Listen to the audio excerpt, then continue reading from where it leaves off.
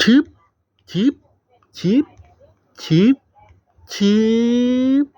ทำให้พายุหิมะชนะพายุไฟให้ได้ใครที่ทำให้พายุหิมะชนะพายุไฟได้แสดงว่านั้นโคตรเก่งโคตรเทพพี่ทำให้พายุหิมะชนะพายุไฟได้ไหมก่อนรับชมอย่าลืมกดไลค์กดแชร์กดติดตามเพื่อเป็นกำลังใจให้ด้วยนะครับทุกคนใครที่กดไลค์กดแชร์กดติดตามแสดงว่าคนนั้นหน้าตาดีแน่ๆเลยกดไลค์กดแชร์กดติดตามไปยังครับถ้ากดแล้วไปทำให้พายุหิมะชนะพายุไฟกันเลย